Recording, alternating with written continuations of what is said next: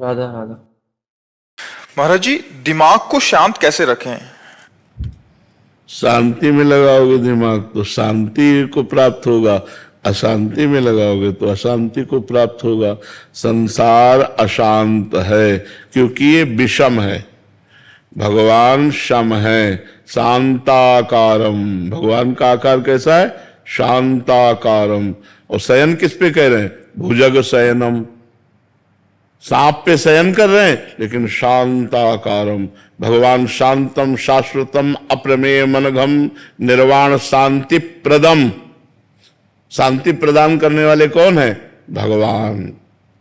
तो अगर हम अपने चित्त को भगवान में लगाएंगे, बार बार नाम जप करेंगे, भगवान की लीला कथा सुनेंगे, भगवान के चरित्र गाएंगे, भगवत कर्म करेंगे तो हमें शांति मिलेगी। अगर हम संसार के पाप कर्म करेंगे तो हमें अशांति प्राप्त हो। अशांतस्य कुतः सुखम।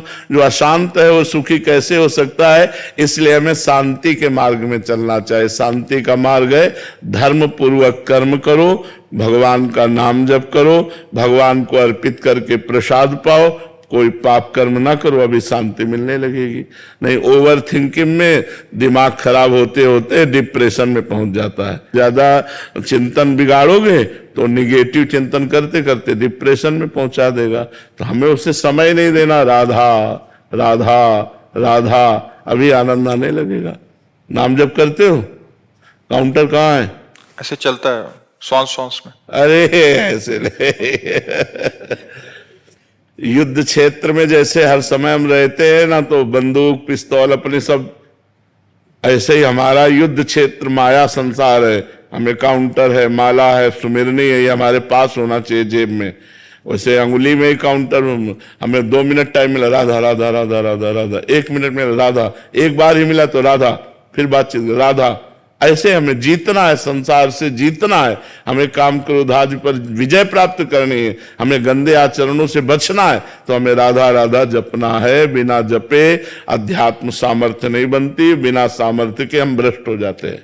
नमन जी, गुरुग्राम से। राधे राधे। राधे राधे महाराज जी। महाराज जी, नाम जप करने लगा हूँ आपकी कृपा से, पर महाराज जी नींद कम से कम आए, इसके लिए क्या करूं? नींद बहुत आती है। इसकी तुम चिंता मत करो, नाम जप पे लगो, अपने आप सब ठीक हो जाएगा। जब जागे तब प्रिया भजे ने सोए टांग पसार। स्वामिनी का चिंतन करते हुए सो गए तो निद्रा समाधि स्थिति। 5-6 घंटा तो नींद लेनी चाहिए। जवान शरीर हो, 5-6 घंटा सोना चाहिए। अगर नहीं सोओगे तो माला हाथ से छूट जाएगी। नहीं, ऐसे नहीं, ऐसा नहीं। जब सोए तो सोने का जब समय दिया तो पूरा ईमानदारी से दिया, और इसके बाद जब भजन में बैठे तो डट के भजन में बैठे। फिर भजन में झपकी और ये सब वो नहीं। ऐसे थोड़ी भजन, कोई खिलवाड़ थोड़ी भजन ऐसे है। पूरा बचपन से लेकर जैसे भजन में तो ऐसे खिलवाड़ थोड़ी भजन है। तो जब नींद का हम समय दे देते हैं फिर हम आलस्य नहीं करते। अगर हमें नींद आ रही, हम खड़े हो गए, हम ठंडा पानी मुंह पे मार लिया, हम कोई भी ऐसी चेष्टा करेंगे जिससे हमारी नींद गायब हो जाए और हमारा भजन चले। हमें प्रमाद स्थिति नहीं लानी, लेकिन 6 घंटे हमें समय देना है नींद को। जवान शरीर है, 6 घंटे समय देना है नींद को। जो शरीर से क्रियाएं करते हैं, जो हम खान पान करते हैं, संसारिक चिंतन होता है तो इंद्रियां थकित हो जाती है, उनको 6 घंटे विश्राम चाहिए। तो नाम जप करते हुए 6 घंटे सो जाओ, इसके बाद फिर लड़ो, फिर नींद नहीं आनी चाहिए। नींद को कम करने की बात नहीं सोचनी, अन्य समय नींद नहीं आनी चाहिए। अगर हम 6 घंटे सो गए तो 18 घंटे फिर हम बिल्कुल अलर्ट रहेंगे, हम सावधान रहेंगे, जगेंगे। अगर हम 6 घंटे में कमी करते हैं तो 18 घंटे में वो नींद हमको डिस्टर्ब करेगी। तो हमें डिस्टर्ब ना हो, इसलिए 6 घंटे हम आराम से सो लेते हैं और फिर 18 घंटे हम अपनी क्रियाओं, नाम जप और सब साधन में लगते हैं। महाराज जी, आप साधकों को बताते थे कि जब आप बाल अवस्था में तो आप अपनी चुटिया को झोंपड़ी के साथ बांध लेते थे। बड़े उपाय कर ले। अब जैसे अनुष्ठान चल रहा है गायत्री का, अब शांत एकदम शीतलता, वायु एकदम ठंडी चल रही, जंगल में जैसे एकदम नाम जप करे तो जप करते करते एकदम जैसे, तो फिर अब एक पैर के बल खड़े हो गए, अपनी जटा को ऊपर उस पर उसमें झोपड़ी थी फूस की, उसमें बांध दिया कि ऐसे होगा तो एकदम समझ में आ जाएगा। और एक पैर के बल खड़े होकर के जब कर रहे, फिर ये थक गया पैर तो फिर इस पैर के बल खड़े होकर। भजन करना है तो लड़ना है, हमको युद्ध करना है। हमें अपनी वासनाओं से, अपनी कामनाओं से, अपनी कमजोरियों से हमें युद्ध करके भजन में आगे बढ़ना है। भजन करना कोई खिलवाड़ थोड़ी। आप देखो माला लेकर के बैठो, मन कितना परेशान करता है। मंत्र में मन लगना, नाम में मन लगना बड़ा कठिन होता है। बड़े भाग्यशाली लोग हैं जो नाम जप कर रहे हैं और जिनका मन भगवान में लग रहा है। धन्य भाग है, अहो भाग्य है। उसके माता धन्य, उसका पिता धन्य, उसका परिवार धन्य। नाम प्रसंग कहे तो उपदेश, जाया धर्म धन्य सो देश, धन्य सो कुल जय जन्म भयो, धन्य सो तात धन्य सो माय। उसके माँ धन्य, उसका पिता धन्य, उसका कुल धन्य, उसका देश धन्य, जहां भगवान का प्रेमी महात्मा उत्पन्न हो जाए, भगवत भजन करने वाला उत्पन्न हो जाए। तो हमें नींद हटाने की नहीं सोचनी, हमें नींद पूरी करके नींद फिर ना आवे, ये बात हमें ध्यान रखनी है। डेविड जी, महाराज जी आप पूछ रहे हैं, महाराज जी आप कह रहे हैं कि शरीर का राग कैसे कम हो। अभी तो बस शरीर में और अपने स्वास्थ्य में ही चिंतन जाता रहता है, उसका धीरे धीरे कैसे कम करें। हाँ, पहला संत सेवा। जब हम किसी भगवत प्रेमी महात्मा की सेवा करते हैं तो हमारे पाप नष्ट होते हैं और हमारा अज्ञान नष्ट होता है, जिससे हमारी भगवान में प्रीति होती है। भगवान नाम में प्रीति और भगवान में प्रीति शरीर राग को नष्ट कर देते हैं। शरीर राग नष्ट करने का साधन है संत सेवा। So you have to service the saints. So when you will do the service to the saints, the love you have for the body basically goes away, and then that helps you to get the love for the Lord. दीपक गोस्वामी जी, प्रीति त्रिपाठी जी, महाराज जी आप 2-3 शिक्षक हैं अलग अलग जगह से। ये कह रहे हैं कि महाराज जी, दीपक जी कह रहे हैं कि गांव, एक छोटे से गांव में शिक्षक हैं, बट महाराज जी बच्चों के संस्कार और भक्ति का उनको प्रेरणा दे सकें, इसके लिए हमें क्या करना होगा? क्योंकि एक शिक्षक ही है जो एक स्कूली शिक्षा के साथ साथ बच्चों का मार्गदर्शन भी कर सकता है, ताकि वो सत्कर्मी और संस्कारी भी। हाँ, आधुनिक शिक्षा के साथ साथ आध्यात्मिक शिक्षा अब बड़ी दुर्लभ हो गई है, क्योंकि बच्चे सुनना नहीं चाहते, बच्चे मानना नहीं चाहते। अब जो मोबाइल शिक्षा दे रहा है तो वो टीचर का सम्मान और टीचर की बातों पर ध्यान देना असंभव सा होता जा रहा है, असंभव सा होता जा रहा है। तो हमें लगता है कि अगर हम बच्चों को प्यार से, जो समझना चाहे, जो ना समझना चाहे उनकी बात तो अलग है, जो समझना चाहे तो बड़े महापुरुषों के चरित्र सुनाने चाहिए। जैसे जो बड़े बड़े संत महापुरुष हुए हैं, जो हमारे भारत को अपने प्राण बलिदान कर दिए हैं, ऐसे जो समर्पित शहीद हुए हैं राष्ट्र सेवा में, तो ऐसे महापुरुषों के चरित्र सुनाने से उनके संस्कार अच्छे बनते हैं। और ब्रह्मचर्य, व्यायाम, भोजन और नमस्कार, ये जरूर होना चाहिए। अपने बड़ों को नमस्कार करना, पूज्य जनों के चरण छूना, ब्रह्मचर्य से रहना और भोजन पवित्र पाना और व्यायाम करना। अगर ये आ जाए तो आध्यात्मिकता उनमें आने लगेगी। और 5 मिनट ही सही, अगर नाम जप की प्रेरणा मिले, ये 5 मिनट ही सही। तो देखो स्कूलों में तो प्रायः भागवतिक प्रार्थनाएं करवाई ही जाती हैं। हाँ, आज भी करवाई जाती है। हम लोग पहले, हे प्रभु आनंद दाता ज्ञान हमको दीजिए, शीघ्र सारे दुर्गुणों को दूर हमसे कीजिए, लीजिए हमको शरण में हम सदाचारी बने, ब्रह्मचारी धर्म रक्षक वीर व्रत। कितना बढ़िया है ये प्रार्थना, कितनी बढ़िया है। हम लोगों को पहले प्रार्थनाएं करवाई जाती थी। तो प्रार्थना है, कुछ वीर महापुरुषों के चरित्र हैं, बड़े महापुरुषों के चरित्र हैं, और दिनचर्या का संयम। कई बजे तुम्हें उठना है, कई बजे तुम्हें सोना है।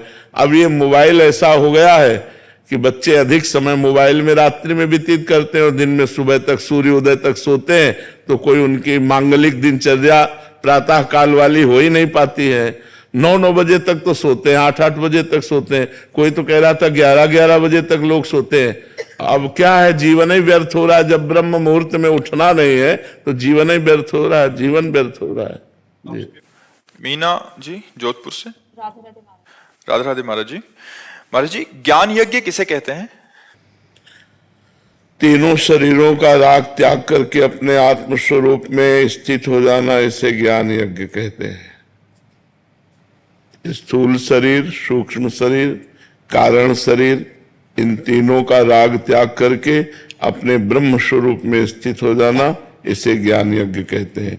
भगवान की चर्चा को ज्ञान यज्ञ कहते हैं। शास्त्रीय सिद्धांतों को ज्ञान यज्ञ कहते हैं। जैसे हम भगवान की चर्चा करा रहे हैं तो ज्ञान यज्ञ कर रहे हैं, क्योंकि उसमें ज्ञान भी है, वैराग्य भी है, भक्ति भी है, सिद्धांत भी है, भगवान के लीला भी है, गुण है, जिनसे हमें ज्ञानार्जन होता है। एक वो ज्ञान यज्ञ और एक ये ज्ञान यज्ञ। तीनों शरीरों का राग त्याग कर अपने ब्रह्म स्वरूप में स्थित हो जाना, इसे ज्ञान यज्ञ कहते हैं।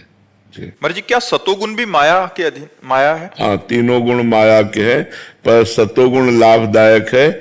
जैसे कांटे से कांटा निकलता है, ऐसे सतोगुण से हम दो गुणों को परास्त कर सकते हैं, रजोगुण तमोगुण, और फिर भगवान का भजन करके सतोगुण का भी त्याग कर देते हैं। जैसे कांटा निकाला और कांटे को भी फेंक दिया। तो ऐसे ही सतोगुण को हम बढ़ाएं, सात्विक भोजन करें, सतोगुण वस्त्र पहने, सतोगुणी लोगों का संग करें, सतोगुणी जल पिए, सतोगुणी भाव रखें, तो हम रजोगुण तमोगुण का नाश करके भगवान की भक्ति के प्रभाव से गुणातीत हो सकते हैं। पर सतोगुण का भी त्याग करना पड़ता है, क्योंकि ये मायाकृत है। आशीष मौर्य जी, महाराज श्री, प्रेम का वास्तविक स्वरूप क्या है? अपना विस्मरण हो जाना, प्रेमास्पद जो हमारा है उसके सिवा मैं की याद ना आना। ब्रह्म नहीं, माया नहीं, नहीं जीव नहीं काल, अपनी हु सुधि ना रही, एक रहो नंदलाल।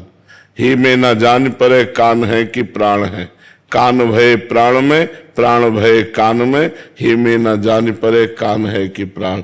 ऐसे भगवत स्मरण में तन्मय कि अपनी शुद्ध भी नहीं है। पिय मूर्ति नैनन बसय तेहि रस रहाय समाय, ये लक्षण सुन प्रेम के और न कछु सुहाय, और न कछु सुहाय। फिर अपने रस मातो कुटुंब देह ते जाए, छूट सब ही विधि नातो, जहां जहां पी की बात सुने, खोजत तिन गैनन, हित ध्रुव छिन छिन ले, प्रेम जल भरी भरी नैनन। राधा राधा राधा, और कुछ स्मरण नहीं, यही प्रेम का सिर। भगवान आपकी कृपा बल से लगता है कि अपना काम हो गया, उसमें कोई अहंकार तो नहीं लगता है कि अहंकार? नहीं नहीं, कृपा बल से जब समझ में आ रहा है तो काम होना तब समझ लो जब कोई काम नजर ना आवे। काम क्रोध लोभ मोह मद मत्सर छह विकारों का प्रभाव ना हो, शरीर भाव ना हो, हर समय भगवत स्मरण चल रहा हो, ऐसी बात समझ लो। बबीता जी, श्री हरिवंश महाराज जी, गुरुदेव भगवान, क्रियान्वित रहते हुए भाव समाधि कैसे लगती है?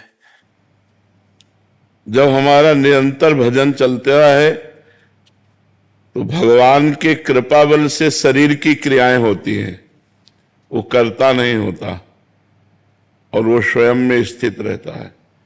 भगवत स्वरूप में स्थिति ऐसी गाढ़ हो जाती है जैसे गोपियों की थी।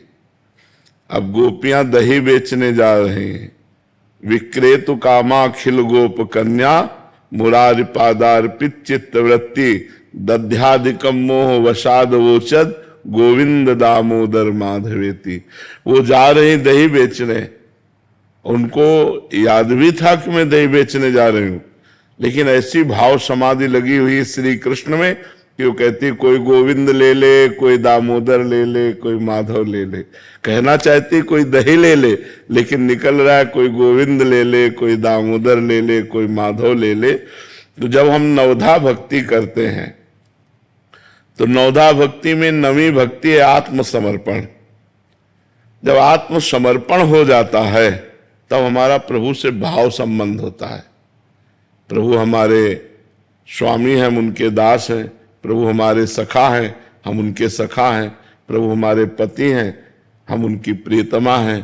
प्रभु हमारे स्वामी हैं, हम उनकी सहचरी हैं। अलग अलग भाव, उसी भाव संबंध में, वो भाव समाधि में डूबा हुआ अपने सांसारिक कार्य भी हो रहे हैं, लेकिन उसको बोध नहीं, वो भगवान करवा रहे हैं। वो भगवान में स्थित है, प्रियालाल में स्थित है, और कार्य भगवान करा रहे हैं। सब कार्य वैसे होंगे जैसे हो रहे हैं, कर्तुम अकर्तुम अन्यथा कर्तुम, भगवान उसके हृदय में बैठकर स्वयं, जैसे अर्जुन के रथ की बागडोर पकड़कर भगवान रथ हाँक रहे हैं, ऐसे स्वयं भगवान उसकी बुद्धि में बैठकर सब कार्य करा रहे हैं। और वो कार्य करता हुआ भी करता नहीं है, वो हर समय भगवान में स्थित है। ये भाव समाधि है, वो हर समय भगवान में डूबा हुआ है। हाँ, नाम जप करो, सत्संग सुनो, खूब भगवान से प्रार्थना करो कि हमारा मन आप में लग जाए। मुझे और कुछ नहीं चाहिए प्रभु, केवल आप चाहिए प्रभु। वो बार बार सामान फेंकेंगे माया की, बस यही कहे प्रभु लुभाओ मत, आप चाहिए, संसार नहीं, आप चाहिए। जी अनिल जी करनाल से। श्री हरिवंश प्राण। राधे राधे महाराज जी। महाराज जी, मन क्रम वचन कहो नित टेरे, श्री हरिवंश प्राण धन मेरे। महाराज जी, इस पंक्ति को सेवक जी महाराज जी की कैसे धारण करें? एक संसार दुष्ट की संगति ताहू में तुम पुष्ट करावहु, विनती करो सकल धर्मी सो धर्मी हुई जिन नाम ल जाओ। स्वार्थ सकल तज, मन क्रम वचन शुद्ध सकल मत हम श्री हरिवंश उपासी कैसे बनोगे? स्वार्थ सकल तज, गुरु चरणन भज, गुण नाम सुन कथ, संतन सो संग करे, काल ब्याल मुख पर्यो, कफ पित्त बात भर्यो, भ्रमे कत अनन्य कहे कि जिये लाज धरी। सेवक जी महाराज कहे पहले तो दुष्ट स्वभाव वालों का संग छोड़ो। एक संसार दुष्ट की संगति ताहू में तुम पुष्ट कराओ। अब दूसरी बात, ये तुम्हें याद रखना कि मैं किस मार्ग का पथिक हूं। धर्मी हुए जिन नाम धरावो। ऐसा कोई काम न कर देना जिसमें कोई कहे कंठी तिलक पहने तुम्हें शर्म नहीं आती। ऐसा कोई काम मत करना जिससे तुम्हारी कंठी तिलक को कोई कहे कि यार कंठी तिलक पहने तुम्हें झूठ बोलने में शर्म नहीं आती, तुम्हें व्यभिचार करने में शर्म, तुम्हें गंदा काम करने में शर्म। तो वो हम ऐसा कार्य न करें। फिर कहा स्वार्थ सकल तजी, स्वार्थ का त्याग करो, परमार्थ पे चलो। परमार्थ पे चलना क्या है? गुरु चरण गए, गुरु भगवान के चरणों का आश्रय लो।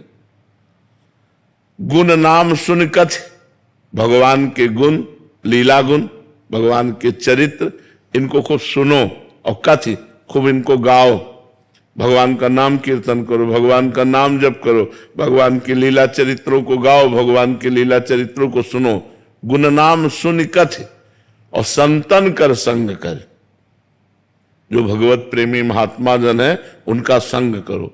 और इस शरीर को ध्यान रखो, मरने वाला है। काल व्याल मुख पर, काल रूपी सर्प के मुख में बस लील जाएगा, वो किसी क्षण नष्ट हो सकता है। काल व्याल मुख पर, कफ पित्त बात भरो। इस शरीर में कुछ नहीं, कफ पित्त बात भरा हुआ है। एक ज्योतिर्मय परमात्मा का अंश है, उसी से प्रकाशित हो रहा है।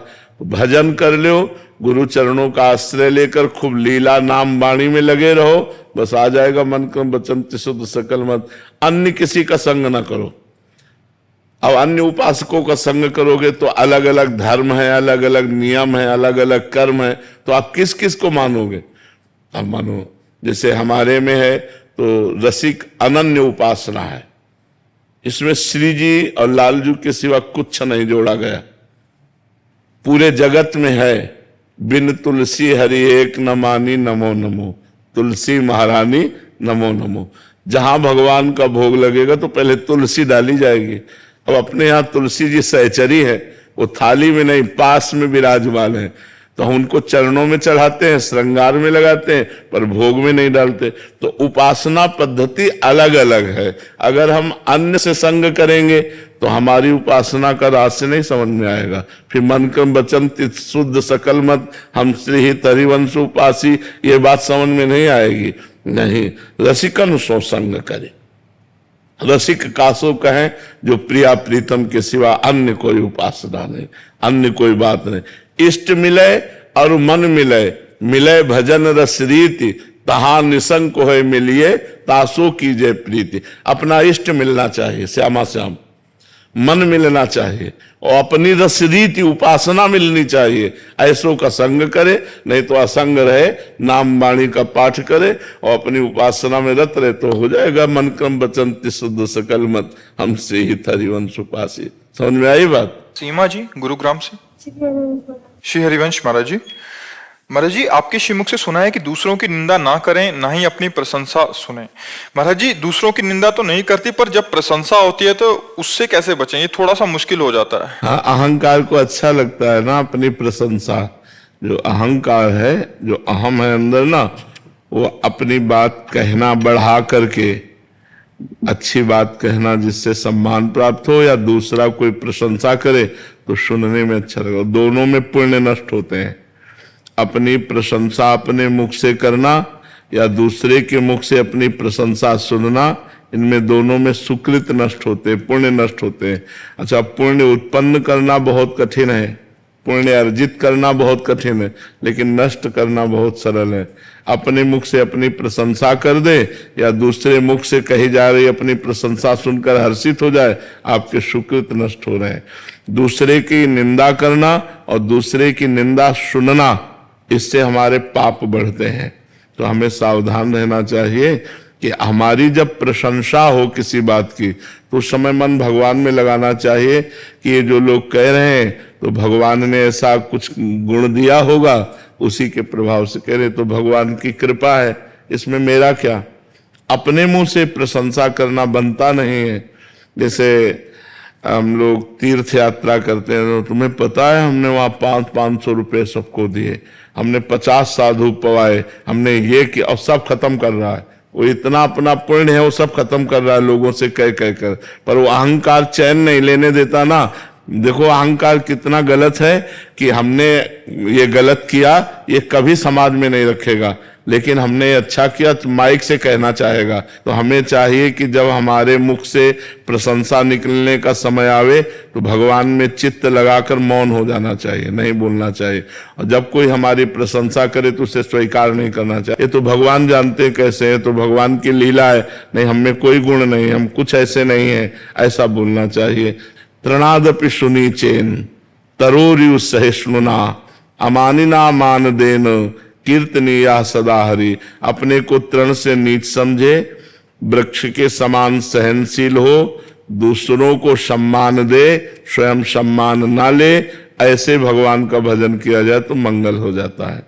इसलिए अपनी प्रशंसा अपने मुख से करना या अपनी प्रशंसा दूसरे के मुख से सुनना, ये दोनों हानिकारक हैं, इसे स्वीकार नहीं करना चाहिए।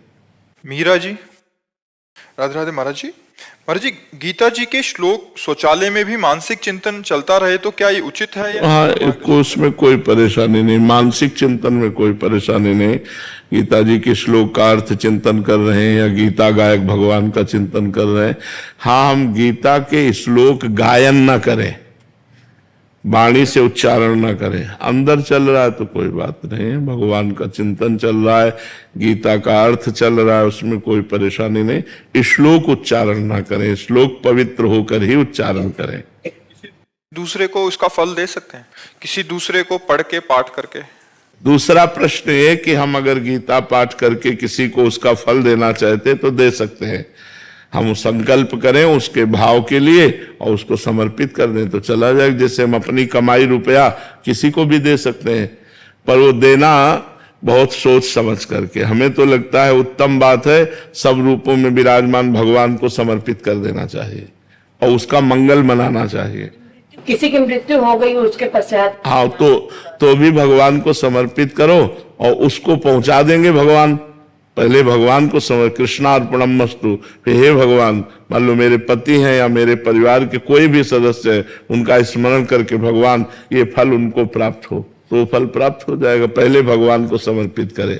जैसे हमको विदेश पैसा भेजना हो तो हमें पहले सरकारी बैंक में जमा करना होगा ना, अपने भारतीय बैंक में, फिर वो बैंक के कानून के अनुसार विदेश में जाएगा।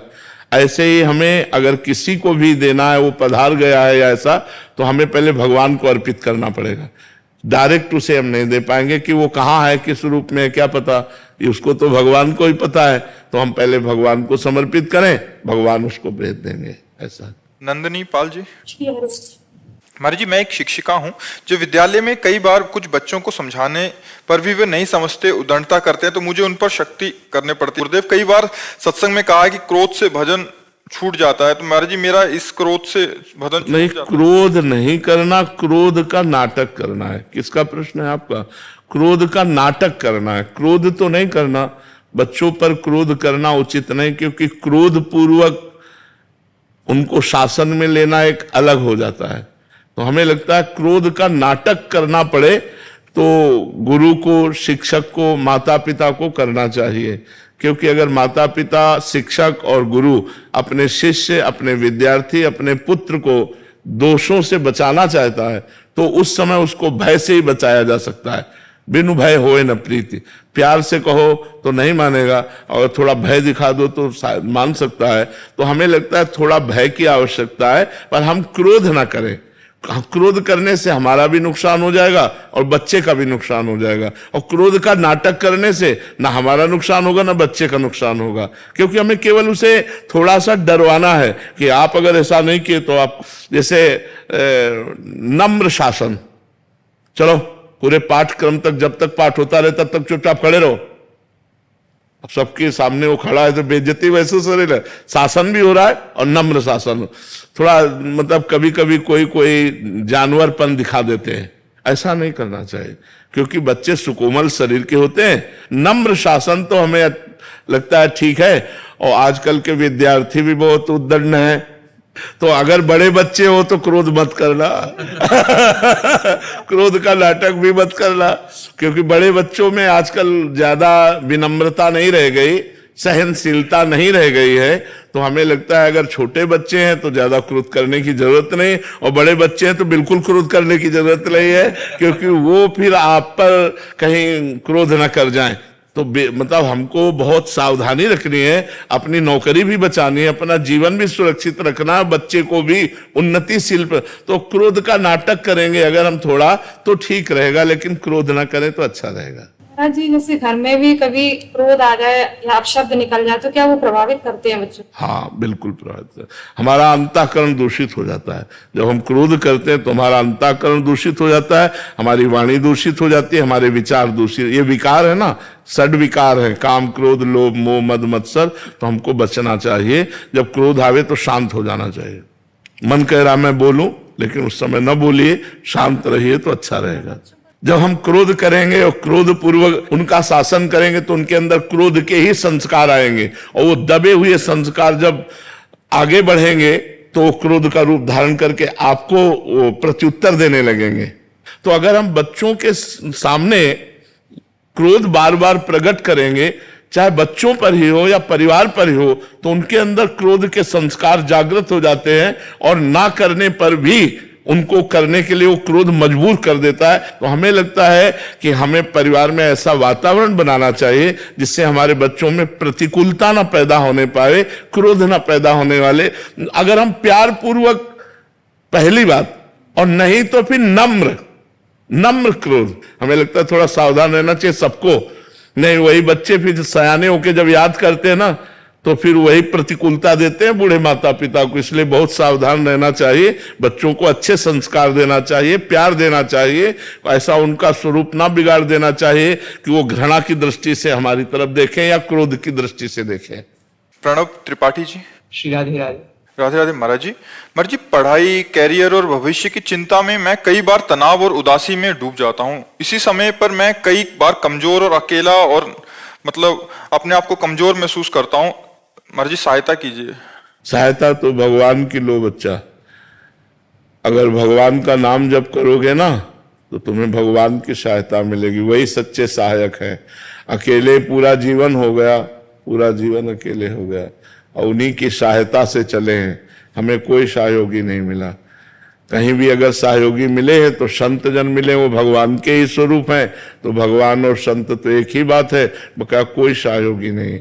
नाम जप करो, ब्रह्मचर्य से रहो, पवित्र भोजन पाओ, समय से जागो, समय से सो, समय से अपनी दिनचर्या करो। अभी आपके अंदर उत्साह आ जाएगा। व्यायाम करते हो? हाँ, अभी उत्साह आ जाएगा। व्यायाम करो, ब्रह्मचर्य से रहो, पवित्र भोजन करो, माता पिता के चरण छुओ और नाम जप करो, और चाहे 10 मिनट सही सत्संग सुनो। सत्संग जरूर सुनना चाहिए, उससे हमारी बुद्धि पवित्र होती है, तो हमें उत्साह मिल जाएगा, हमें बल मिल जाएगा। जहां हम हारते होते हैं वहां भगवान हमें बल प्रदान करते हैं, और भले हार जाएं फिर हमें आगे बढ़ने का उत्साह मिलता है। नहीं तो बहुत से बच्चे जैसे फेल हो जाते हैं, सुसाइड की सोच लेते हैं, बहुत कमजोर हो जाते हैं। ऐसा नहीं होना चाहिए। नाम जप करो सब लोग, फिर देखो आपको कितना आत्मबल मिलता है। जैसे हमें बड़ा कष्ट शरीर में रहता है, लेकिन भगवान के बल से देखो हम दिनचर्या करते हैं। मतलब कितनी समस्याएं, लेकिन हर समस्या से लड़ने की जो पावर वृत्ति है वो भगवान से आती है। इसलिए नाम जप करो।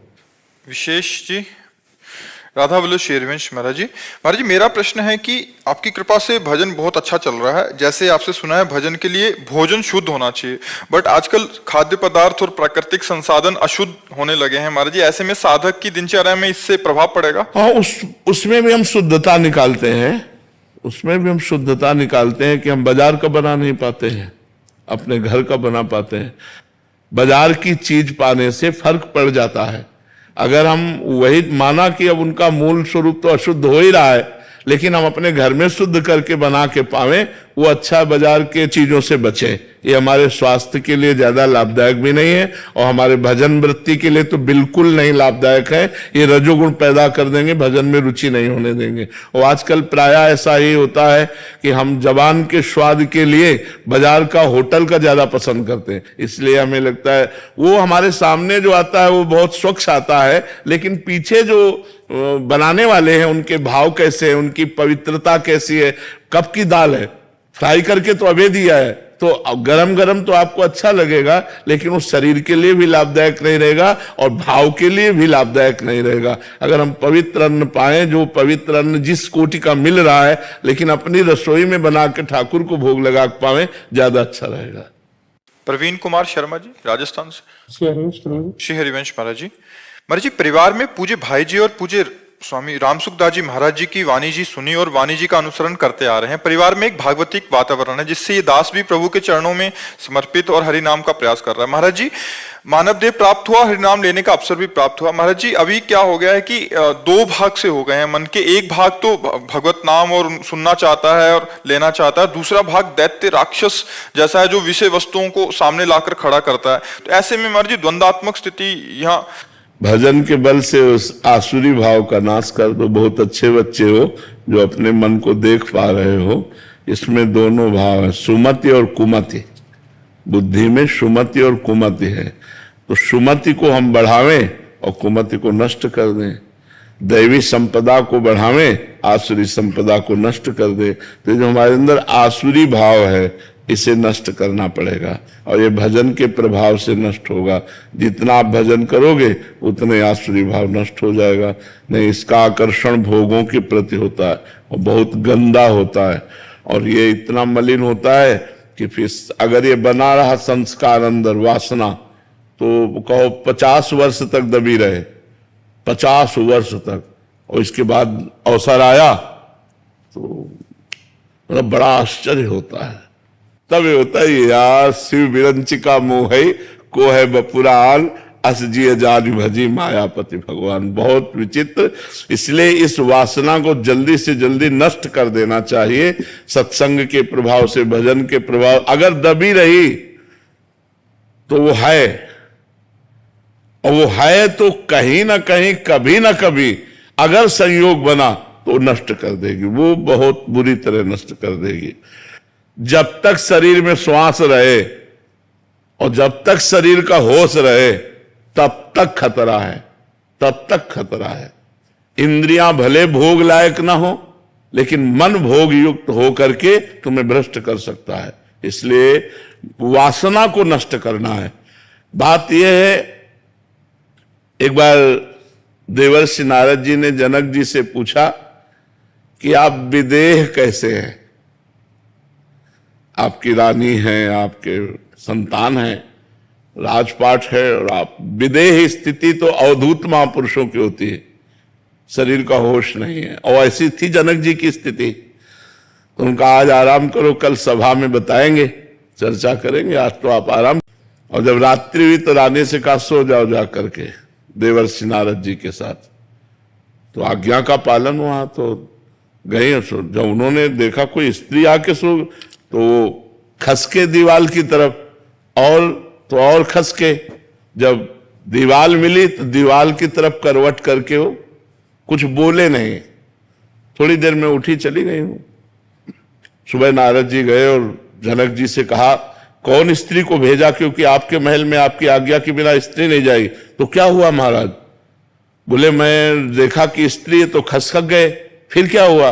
वो भी खसकी हमारी तरफ। फिर क्या हुआ? बोले दीवाल मिल गई तो दीवाल की तरफ मुंह करके लेट गए। बोले फिर मुझे शांति मिली। तो बोले स्त्री को दीवाल क्यों नहीं समझ लिया?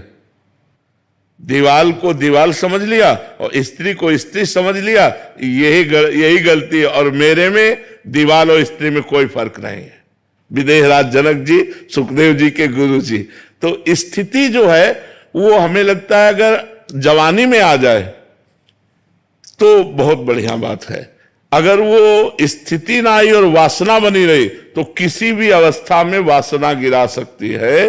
तो वासना का नाश किए बिना उपासना परिपक्व नहीं होती। तो हमको ज्ञान के द्वारा, या फिर जैसे हम गृहस्थ में हैं तो हम ब्याह करें, संसार में जाएं नाम जप करते हुए, और उसको ज्ञान के द्वारा देखें कि आखिरकार इसमें जो आकर्षण है क्या सुख है, प्राप्त हो गए। तो इसीलिए दो मार्ग बने। एक मार्ग में ज्ञान हुआ कि ये सब नाशवान संसार मुझे नहीं चाहिए, तो चलो विरक्त मार्ग। और एक में आकर्षण है, मिठास लग रहा संसार में, तो चलो गृहस्थ मार्ग। लेकिन दोनों को भगवत प्राप्ति के लिए ही मनुष्य शरीर मिला है। यद्यपि भोग से शांति प्राप्त नहीं होती, पर वो भगत है, वो विवेकवान है, तो वो वैराग्य धारण करके आगे निकल जाएगा। जो गृहस्थी के भोगों को देखा फिर घृणा हो गई कि यार हम तो जो समझते थे वो है ही नहीं यहाँ, तो वो भजन में और लगा और निकल गया। और जो ज्ञान के द्वारा वैराग्य धारण करके एकांत सेवन करते हुए विरक्त भाव से भजन करके निकल गया, वो निकल गया। पर निकलना है पूरे जीवन सावधान रहना है। अगर पूरे जीवन में कहीं कोई अपने को सिद्ध मानकर, तो शिव विरंची का मोह है, औरों की तो बात जाने दो। इसलिए हर समय सनकादि ऋषि हरिशरणम रटते रहते हैं। तो वासना को अवसर न दिया जाए, वासना को धीरे धीरे नष्ट कर दिया जाए भजन बल से, तो ही बात बनेगी। मन से बचना है, संसार से थोड़ी बचना है। संसार तो ये शरीर ही संसार है, शरीर ही संसार है, इससे कहां बचना? मन से बचना है। मन की चाल में मत फंसो तो जीत गए, और मन की चाल में फंस गए तो हार गए। बस ये बात है। भगवान आखिरी में कामवश नहीं गिराती है अधेड़ उम्र में जाने के? हाँ, काम में तो और कोई भोग नहीं आता, मतलब कामवश नहीं रहता? नहीं, ज्ञानियों का शत्रु काम ही है, सबसे बड़ा शत्रु काम। काम से ही दो पैदा होते हैं, लोभ और क्रोध। काम की पूर्ति में अधिक भोगने की लोभ प्रवृत्ति होती, चाहे रुपया पैसा कुछ भी हो। जब कामना पूर्ति होती तो लोभ पैदा होता है, और जब कामना की पूर्ति में बाधा होती है तो क्रोध पैदा होता है। और क्रोध और लोभ दोनों स्मृति का नाश कर देते हैं। स्मृति के नाश होने से बुद्धि भ्रष्ट हो जाती है, बुद्धि भ्रष्ट होने से सर्वनाश हो जाता है। कामा संजायते क्रोधा, क्रोधा स्मृति विभ्रमा, स्मृति भ्रंशात बुद्धिनाशो, बुद्धिनाशात प्रणश्यति। नाम जप और सावधानी।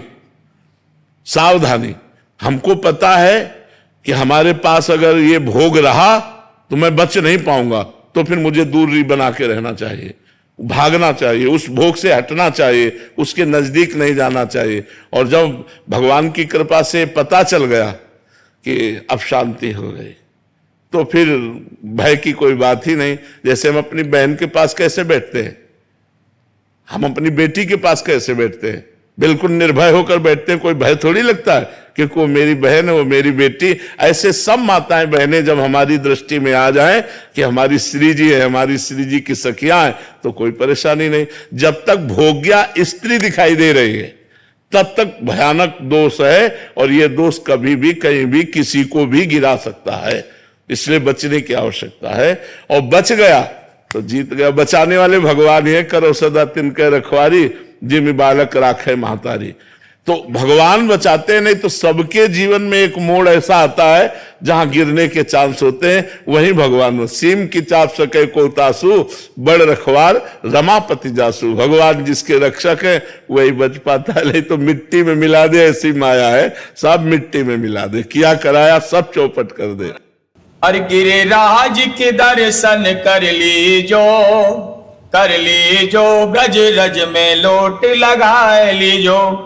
और गिरिराज के दर्शन कर लीजो ब्रज रज में लोट लगा लीजो। अरे ब्रज रज में लोट लगा लीजो, ब्रज रज में लोट लगा लीजो। गिरिराज के दर्शन कर लीजो ब्रज रज में लोट लगा लीजो। और नारायण सरोवर है अति प्यारो, नारायण सरोवर है अति प्यारो। ऐठा पैठा गाम हमारो, ऐठा पैठा गाम हमारो। अरे चतुर्भुजी के दर्शन कर लीजो ब्रज रज में लोट लगा लीजो। हो ब्रज रज में लोट लगा लीजो, ब्रज रज में लोट लगा लीजो। कि गिरिराज ने कीनी कृपा जो वास को वर्धन मिला। ब्रह्म कुल में आन कर जय जन्म भी नर्तन मिला। बाबा ऐसी कृपा करो, बस दास के ऊपर ऐसे ही गुण गाती रहे बाबा। बिल्कुल। हम तो एक ही बात कहते हैं कि नाम पकड़े रहो, नाम जप करते रहो, बस नाम न छूटने पावे सब काम बन जाएगा। हाँ, बस नाम न छूटे। श्री जी जाएंगी कहाँ? श्री जी पतंगो यथा तो मनुभ्राम में माणा, जैसे पतंग है श्री जी और डोरी है नाम, और अपने हाथ में डोरी हो तो पतंग आ ही जाएगी। ऐसे यदि हम नाम जप करते रहे तो श्री जी करुणा करेंगे। अब उनके लिए जीवन समर्पित किया है, जैसे वे उनके हैं, वो कृपा नहीं करेंगे तो कहाँ जाएंगे हम? हमारी साधना, हमारी तपस्या थोड़ी उनको रिझा पाएगी। उनकी कृपा ही हमारा सब उद्धार कर देगी, कृपा ही मंगल करेगी। बस नाम जप हम ना छोड़ें, नाम जप पकड़ते रहे।